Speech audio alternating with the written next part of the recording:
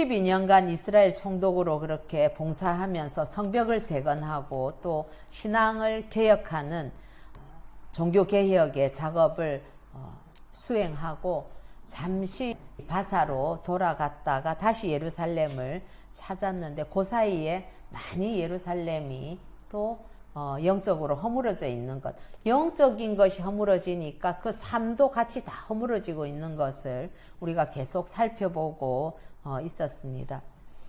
느헤미야는 하나님 말씀에 근거해서 즉각적으로 그 거룩성이 훼손돼 버린 성전의 문제, 도비아의 세간살이들 막 다 집어 던지고 이러면서 잘못된 것 바로 잡았지요.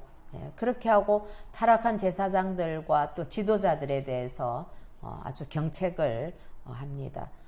뿐만 아니라 백성들도 11조를 다시 이렇게 드리게 함으로써 하나님의 말씀을 가르치고 또 찬양을 드리고 또 문을 지키고 하는 그러한 레위인들이 생계 걱정 없이 다시금 성전에서 봉사를 할 수 있도록 그러한 조치를 취했습니다.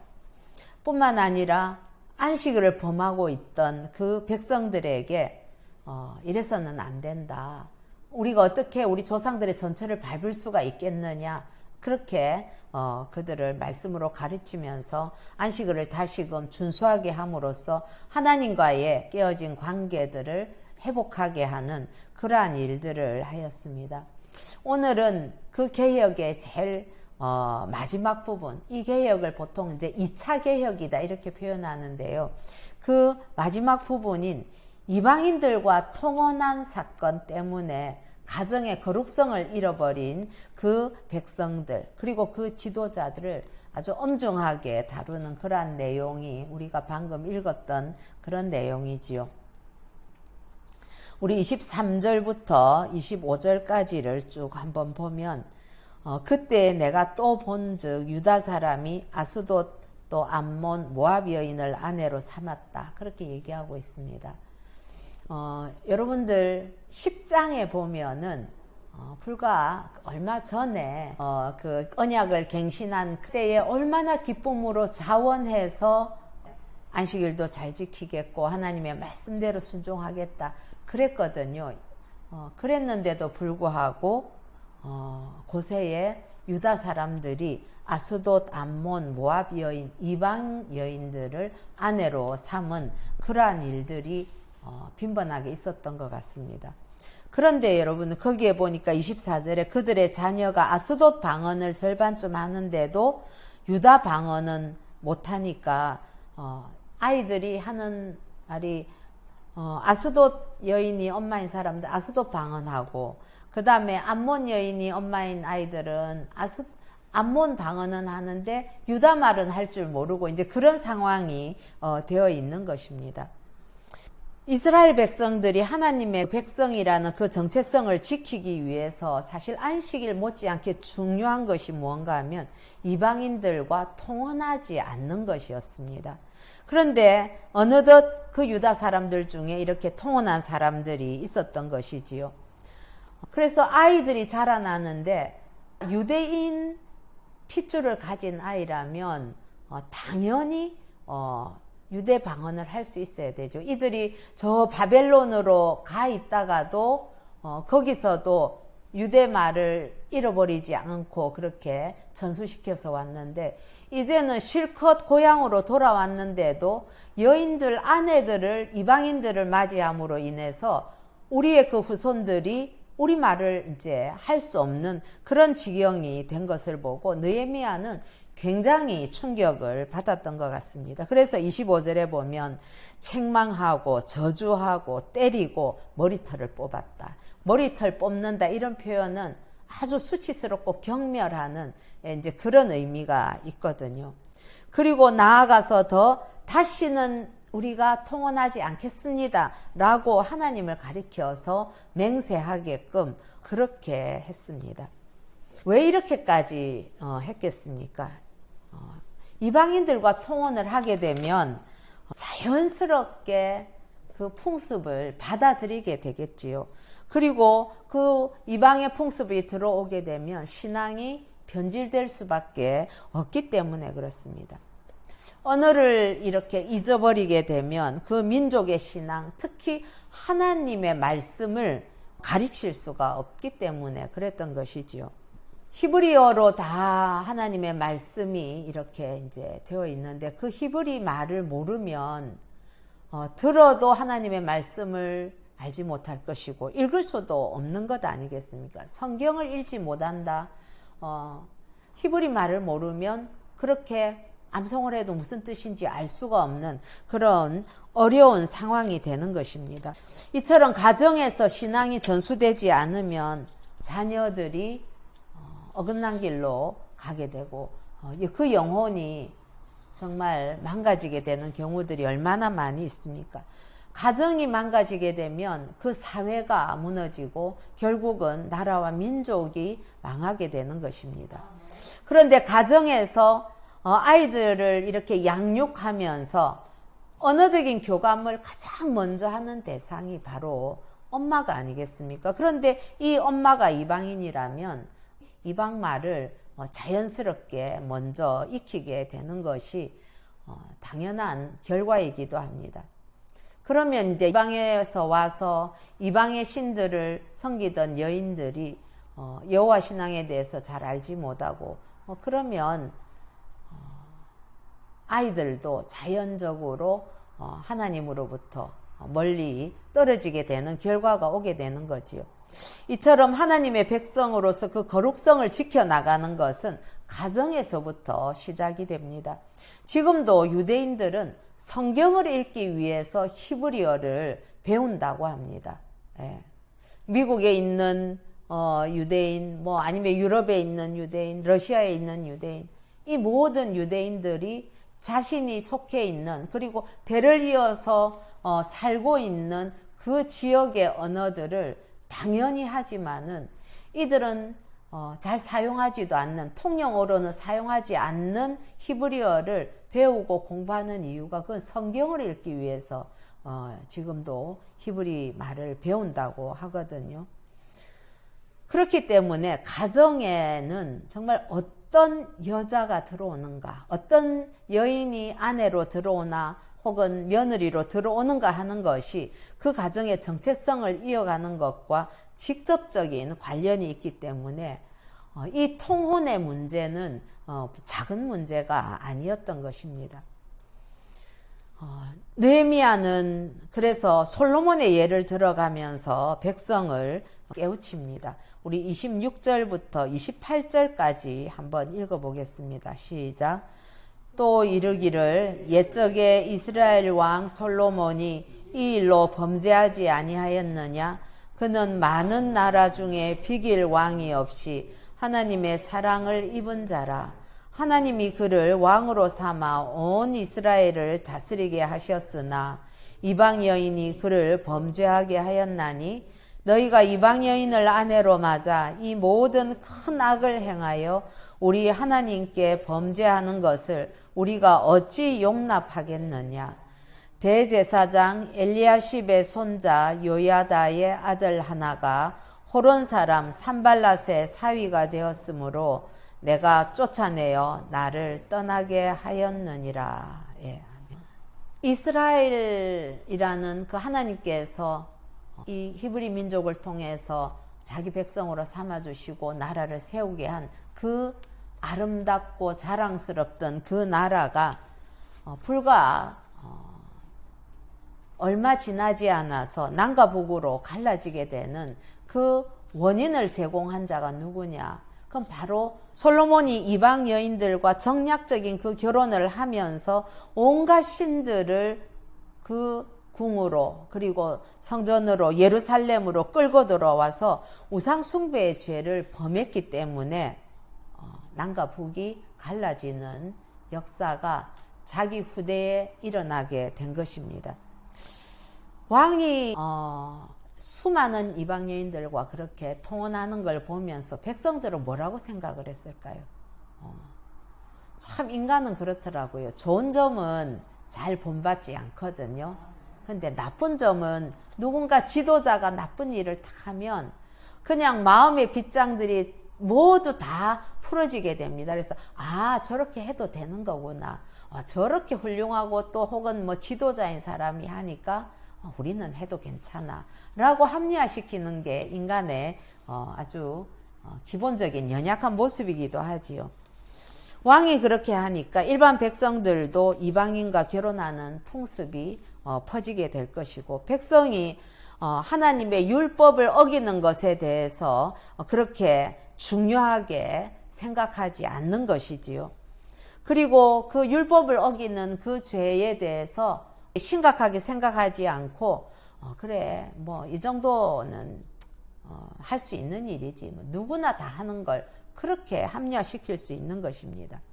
이처럼 지혜의 대명사로 여겨지던 이 솔로몬이라 하더라도 하나님께 오늘 말씀에 있는 것처럼 그렇게 많은 사랑을 입고 모든 세상이 부러워하는 그러한 복을 누린 자라 할지라도 그 솔로몬의 말로는 이방 여인과 통혼으로 인해서 타락의 길을 걷고 말았습니다.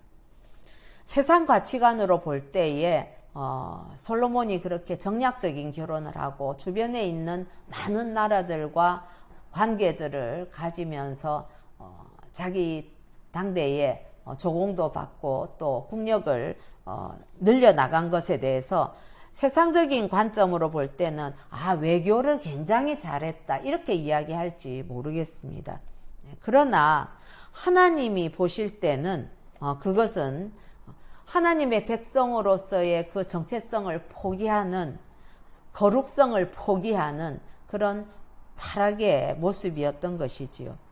그런데 한참 수백 년이 지나고 나서 혹독하게 이 백성들이 그 대가를 치렀습니다. 그렇게 우상 숭배하는 죄로 인해서 이들이 저 바벨론까지 끌려가서 숱한 고난과 수치를 당하고 그렇게 돌아왔는데도 지금도 느헤미야 시대 때에도 대제사장 가정이 이방인과 통혼을 하게 되는 걸 보면서 그 당시에도 또 자연스럽게 하나님의 말씀을 가장 모범적으로 지켜야 되는 대제사장의 가정, 그 가문에서 저렇게 산발랏의 사위니까 그 당시로서는 사마리아의 총독의 사위니까 굉장한 권세가 있는 사람, 그 집안이었죠. 거기에 사위로 가는 걸 보고 그걸 비판하는 것이 아니라 그게 멋지게 보이고 좋게 보였던 것 같습니다. 그러니까 일반 백성들도 자연스럽게 죄의식 없이 그렇게 합리화하면서 통혼을 했던 것 같지요. 사랑하는 성도 여러분, 가정은 신앙의 출발지이자 신앙을 지키는 또 최후의 보루가 가정이라고 할 수 있습니다. 가정에서 말씀을 가르쳐야만 하는 것이지요. 가정 안에서 신앙의 전수가 이루어져야만 합니다. 현대시대에 들어와서 교회 학교가 활발하게 되고 그 교회 학교를 통해서 또 많은 어린 영혼들을 구원하는 역사가 있었습니다. 그래서 교회 학교에서 신앙을 가르치는 것, 성경을 가르치는 것 매우 중요한 일입니다.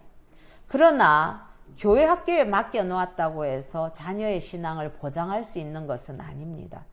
특별히 이 시대에 들어와서 우리가 대면 예배를 드릴 수 없어서 교회 학교가 중단되는 동안에 우리 자녀들에게 하나님의 말씀을 가르칠 책임이 있는 사람이 누구겠습니까? 그건 마땅히 부모들이 우리 아이의 그 영적인 문제를 심각하게 바라보고 경각심을 가지고 가정에서 말씀을 가르쳐야 하는 것이지요. 함께 성경도 읽고 예배도 드리고 찬양도 하고 기도도 하면서 사랑으로 또 그리고 삶을 통해서 모본을 보이면서 자녀들을 양육해야 할 것입니다. 이것은 아무리 강조해도 지나치지 않습니다. 이 시대가 이렇게 들어오면서 그런 생각이 들었습니다. 이제 정말 그동안 오랜 시간 동안에 아이들의 영적인 문제나 성경의 말씀에 대한 교육이나 이런 것들을 교회에다가 그냥 맡겨놓고 교회만 다니면 애가 저절로 신앙적으로 바르게 자라겠지 하는 그런 안일한 생각을 가지고 있다가 이번에 이 코로나 사태로 인해서 적어도 부모들이 그리스도인인 사람은 자기 자녀들의 신앙 문제에 대해서 새로운 관점을 가지고 바라보게 되고 또 새롭게 접근하고 자녀들을 가르치는 그러한 역사적인 어떤 계기를 맞게 되는 아주 중요한 때이다, 그렇게 생각을 합니다. 가정에서 이게 안 이루어지면 필연적으로 자녀들은 세상으로 이렇게 달려가게 됩니다. 그러면 그 사회나 그 국가가 망가지는 것은 시간 문제이지요. 그래서 교회는 성도들이 가정을 바로 이렇게 세워갈 수 있도록 하는 것이 굉장히 중요한 사역 중에 하나다, 그렇게 생각을 합니다.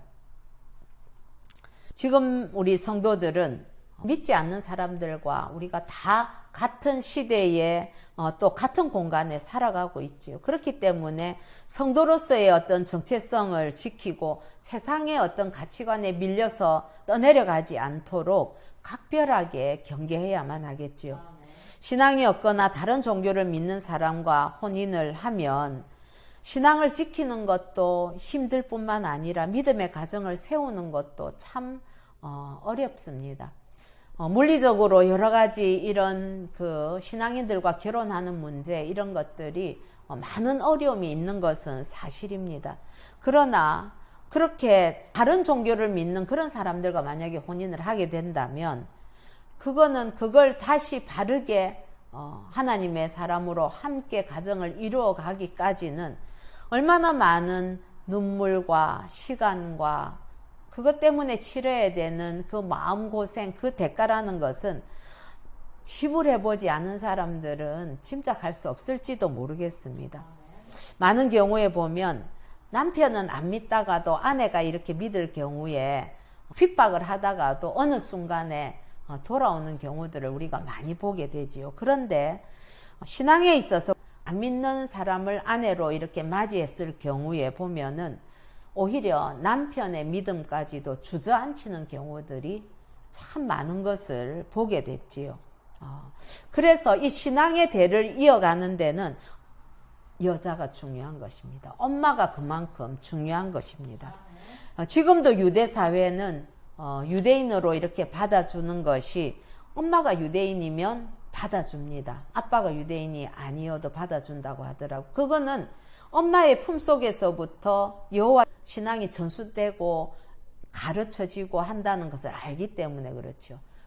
사랑하는 성도 여러분, 우리가 살면서 이렇게 세상 가치관 따르지 않고 말씀을 따라 사는 일이 쉬운 일은 아닙니다. 굉장히 치열한 노력이 있어야만 합니다. 그러나 성도가 복을 누리는 그 비결은 세상 사람들이 말하는 그러한 부귀영화, 무병장수, 이것을 누리는 것이 복이 아니라 하나님의 백성으로서 거룩한 삶을 살면서 믿음을 잃지 않는 것, 그것이 사실은 성도가 누리는 가장 큰 복이 되는 것이지요.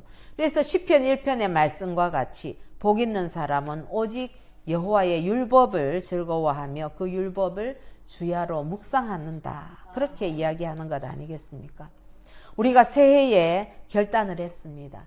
그래서 예배를 사모하고 하나님의 말씀을 사모하고 삶에서 의를 세워가면서 이웃과 나누는 그러한 삶을 사는 것, 우리가 결단한 대로 하나님으로부터 주시는 그 능력을 가지고 날마다 승리하는, 그래서 믿음 안에서 신앙 안에서 우리의 가정을 세워가는 은혜가 있기를 예수님의 이름으로 축복합니다.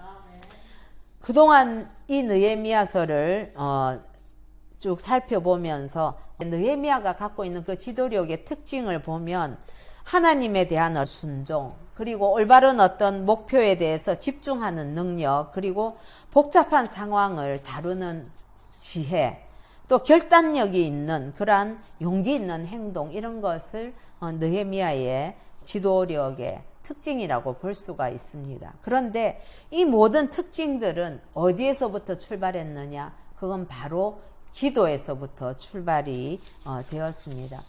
우리가 1장에서 만난 그 느헤미야는 어떤 사람이었습니까?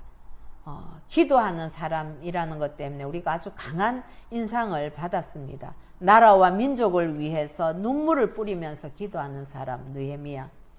저는 개인적으로 기도하는 남자 제일 멋진 남자라고 생각을 합니다.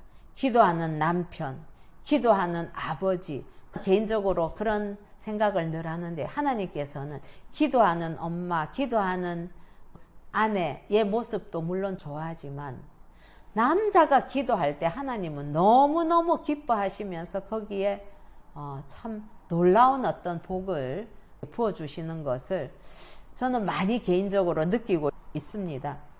며칠 있으면 저희 아버님 그 기일이 되는데 우리 아버님이 참 혈기도 많으시고 또 그러면서 마음도 따뜻하시고 이렇게 한데도 가장 저는 지금도 잊혀지지 않는 게 아버님이 평생 이제 다시 예수님께 돌아와서부터 새벽 제단을 쌓고 그리고 연세가 너무 드셔서는 새벽 제단을 가실 수 없을 때도 시댁에 가보면 아침에 일찍 일어나셔서 골방에 가서 소리내서 기도하는 소리가 우리 시댁에 다 이렇게 퍼지는 그걸 듣고 제가 참 너무너무 우리 아버님이 멋지시더라고요.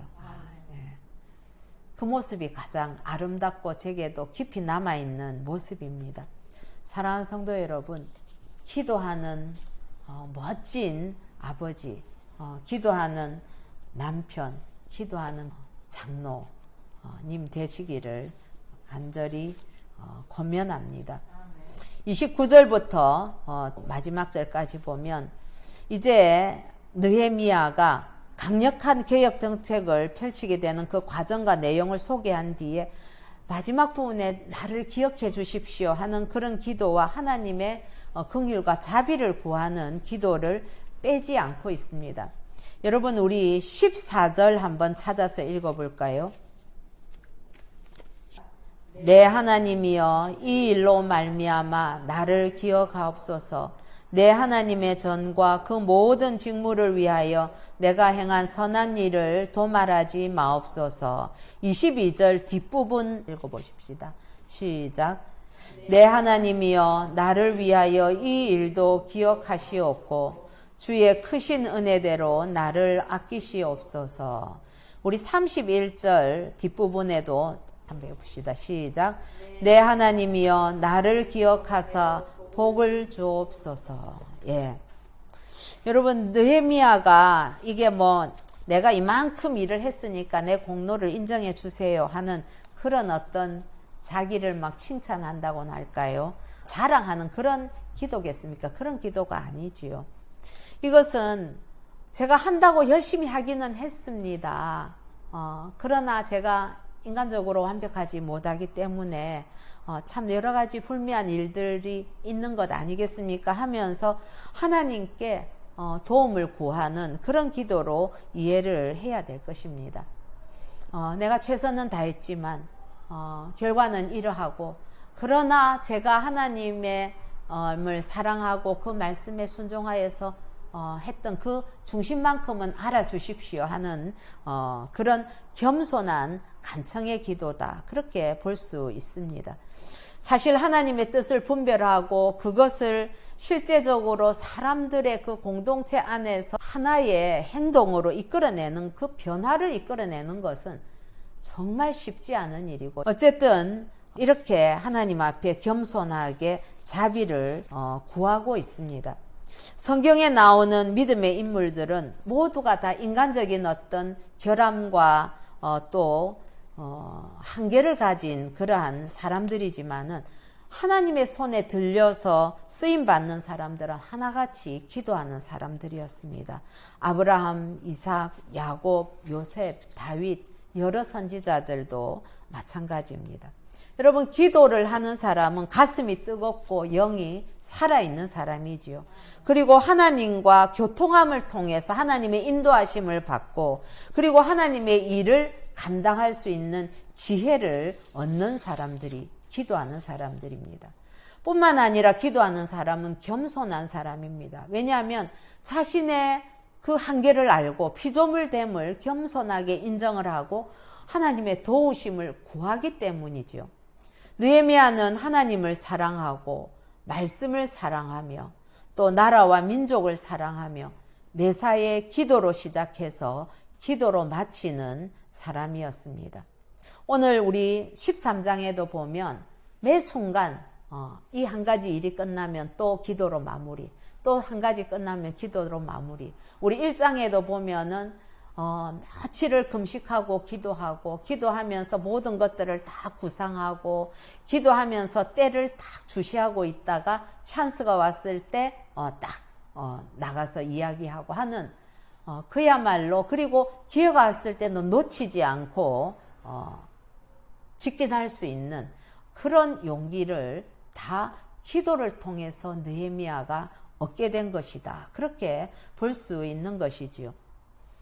매 순간 그렇게 기도하면서 개혁에도 집중할 수 있었고 기도를 통해서 그 개혁의 방향성을 일관되게 끌고 갈 수도 있었습니다. 그래서 주변에 수많은 공격이 있음에도 불구하고 초지일관 내게 주어진 사명을 집중력 있게 밀어붙일 수 있었던 것이죠.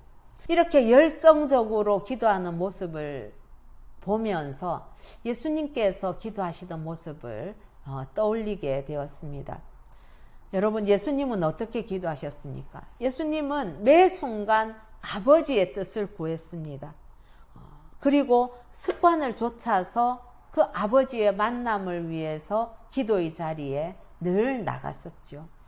그리고 십자가를 앞에 두고도 땀방울이 핏방울이 되도록 기도에 하시면서 하나님 아버지의 뜻을 구했고 또 자신이 그 아버지 뜻에 순복할 수 있도록 그렇게 기도하셨습니다. 십자가에 달리셔서는 어떻게 하셨습니까? 범죄하는 인간들을 향해서 오히려 그 죄인들을 불쌍히 여겨달라고, 저들이 몰라서 그렇다고 그렇게 기도하시던 그 주님의 모습이 마음속에 이렇게 되살아났습니다. 사랑하는 성도 여러분, 이 시대, 이 민족, 그리고 지금 너무나 큰 위기를 겪고 있는 이 세계의 역사 속에 느헤미야처럼 겸손하게 하나님께 기도하고 순종하는 그러한 지도자가 필요하고 그런 지도자가 세워지기를 함께 기도하십시다. 가정에서 아버지가 그리고 어머니가 기도하는 영적인 권위를 가진 그런 부모로 자녀들에게 인정받고 세워지기를 기도하십시다. 그래서 하나님을 사랑하고 말씀을 사랑하고 말씀대로 살아서 하나님 나라를 세워가는 그런 저와 여러분, 우리 새생명교회가 될 수 있기를 우리 주 예수님의 이름으로 축복합니다.